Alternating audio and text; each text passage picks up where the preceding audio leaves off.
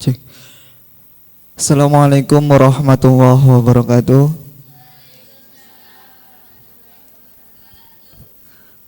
Alhamdulillah pada pagi hari ini kita bisa ketemu lagi ya. Sebelum pelajaran kita mulai, saya ingin tahu siapa yang tidak masuk pada hari ini. Nikma, Agung, 3 orang berarti ya.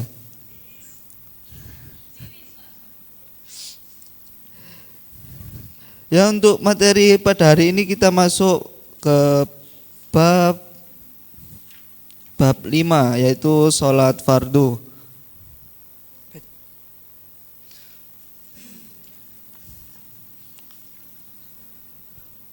Ya, sholat secara bahasa yaitu artinya doa, sedangkan menurut istilah syara adalah suatu ibadah yang terdiri dari bacaan dan gerakan tertentu yang dimulai dengan takbir dan diakhiri dengan salam.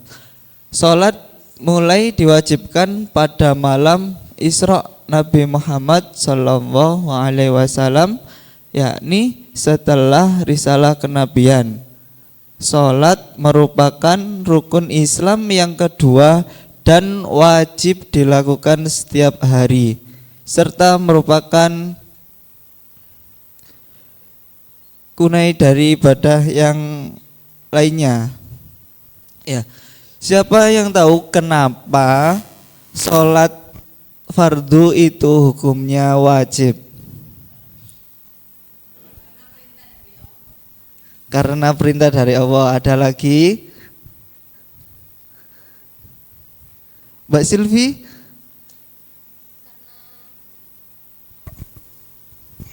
Diwajibkan karena setelah adanya risalah kenabian.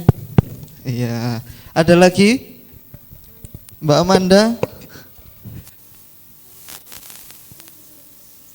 Kenapa sholat hukumnya wajib, harus, dan kenapa harus dipaksa dari kecil?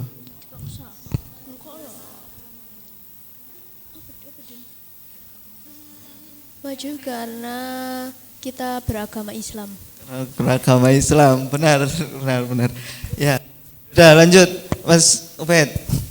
Untuk waktu sholat, yang pertama sholat duhur. Waktu sholat duhur ketika matahari sudah mulai condong ke arah barat dan berakhir ketika bayangan suatu benda sudah menyamai akarnya.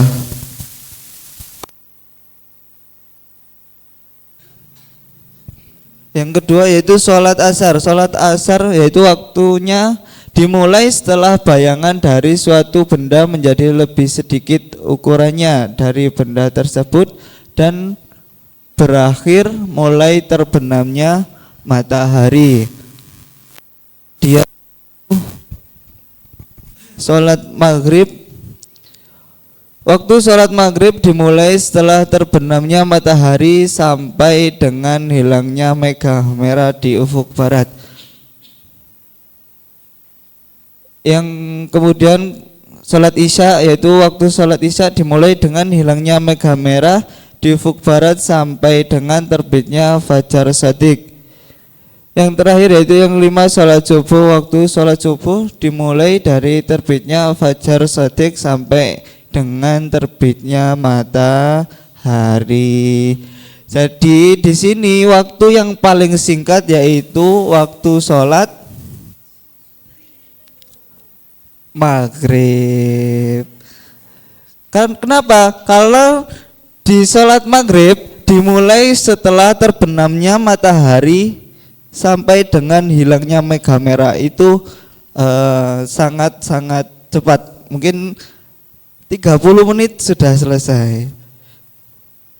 Di sini diterangkan bahwa waktu sholat maghrib itu hanya diibaratkan seperti cuma waktu wudhu kemudian sholat, sesingkat itu.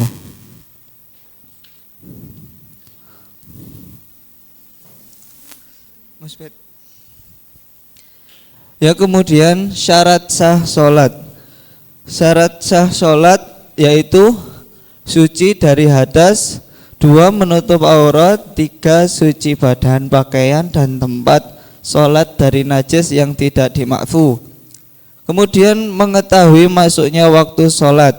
Yang kelima menghadap kiblat. Berarti jika Islam balik dan berakal, masuknya syarat wajib.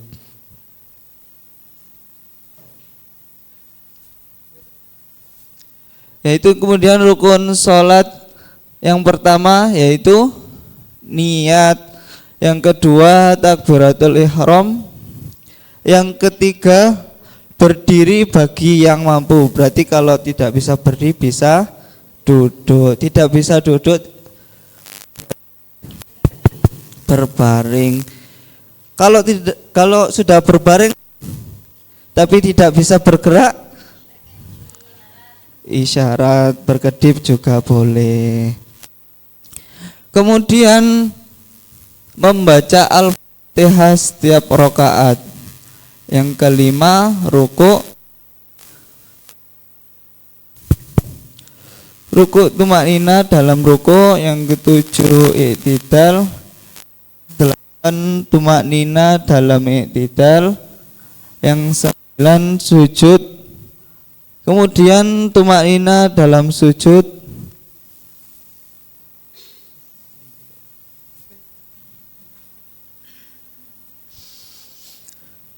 Kemudian duduk di antara 2 sujud. Yang 12 tumaknina dalam duduk di antara 2 sujud. 13 duduk tasyahud akhir. 14 membaca tasyahud akhir. 15 membaca sholawat kepada Nabi Muhammad. Yang 16 membaca salam pertama sambil menoleh ke arah kanan.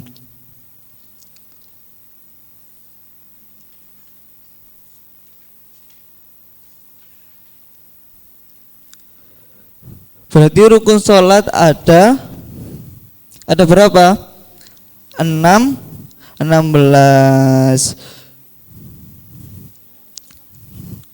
Iya, ini niat keluar dari sholat itu bukan. Kenapa saya nggak masukkan? Karena ada yang mengatakan itu bukan rukun sholat. Sebagian ulama ada yang mengatakan bukan rukun sholat, tapi tetap saya tulis.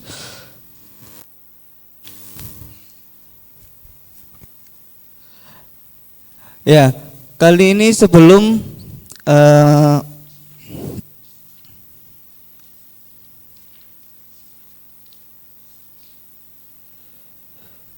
berdiskusi berkelompok, kita ice breaking dulu. Boleh berdiri semuanya. Ayo berdiri dulu, biar nggak ngantuk. Kelihatannya ngantuk. Mbak Naila, silakan berdiri Mbak Naila.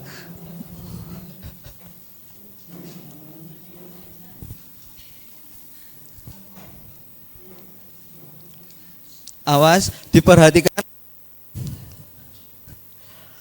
Lakukan apa yang kalian dengar. Jangan lakukan apa yang kalian lihat. Ya, tahu ya? Lakukan apa yang kalian dengar. Jangan lakukan apa yang kalian lihat. Pegang kepala.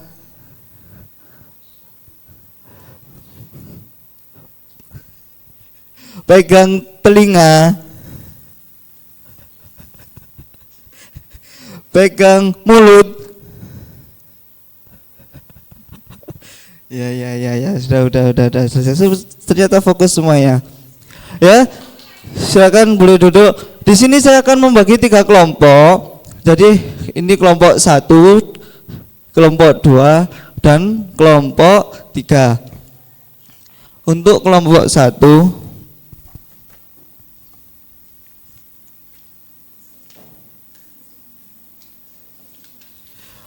Untuk kelompok 1 mencari sunnah-sunnah sholat. Untuk yang kedua yaitu hal-hal yang membatalkan sholat. Yang ketiga mencari waktu yang tidak dibolehkan atau dilarang melaksanakan sholat. Saya kasih waktu 5 menit dimulai dari sekarang.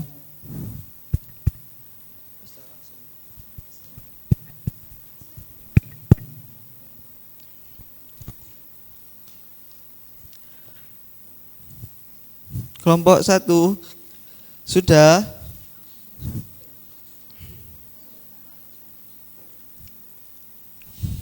Sunnah-sunnah sholat.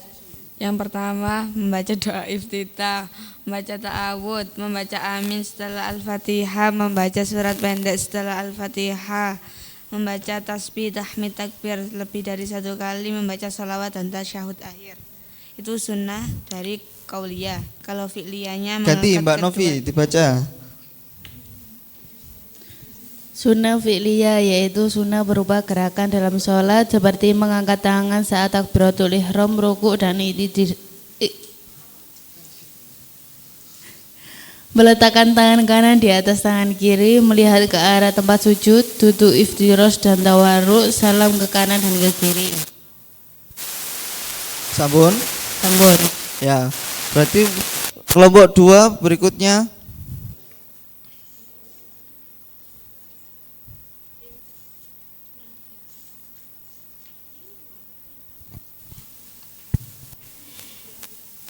Kelompok 2, hal-hal yang membatalkan sholat, antara lain adanya hadas besar atau kecil, berbicara, makan atau minum, tertawa terbahak-bahak,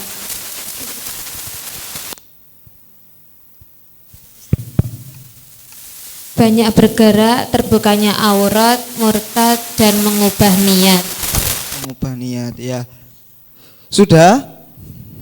Ya. Sekarang berarti kelompok 3. Siapa? Aza, Mbak Aza, ayo. Waktu yang dilarang untuk melakukan sholat.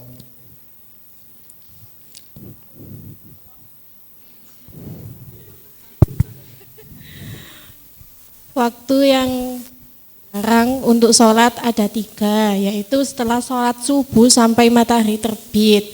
Dilarang sholat sunnah apapun kecuali sholat subuh itu sendiri atau sholat jenazah. Yang kedua,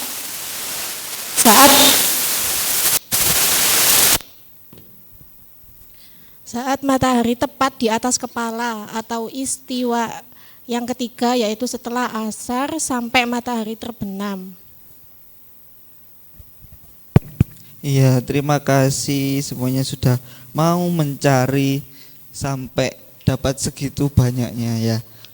Tepuk tangan kita semua. Ya, sebelum pembelajaran hari ini berakhir, mungkin ada yang ditanyakan terkait masalah sholat atau ada yang belum paham.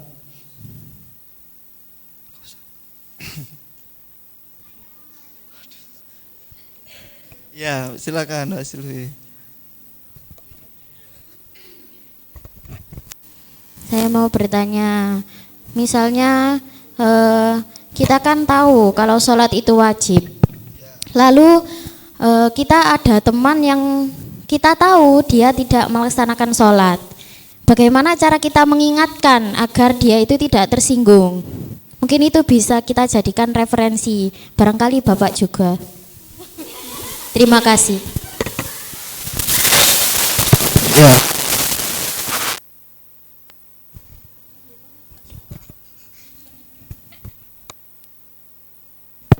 Pertanyaan yang sangat bagus dari Mbak Silvi. Ya, tepuk tangan, boleh tepuk tangan untuk Mbak Silvi. Pertanyaan sangat bagus.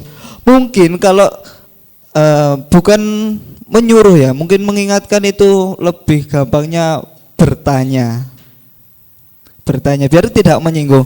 Mbak, sampun sholat. Nah, Mas, sampun sholat. Kalau memang dia kan sudah sadar, oh saya belum sholat, kalau mungkin malu, mungkin sudah, tapi kemudian itu sudah tanggung jawabnya, kita sudah tidak bertanggung jawab lagi. Ya, mungkin cukup. Ya, Assalamualaikum warahmatullahi wabarakatuh.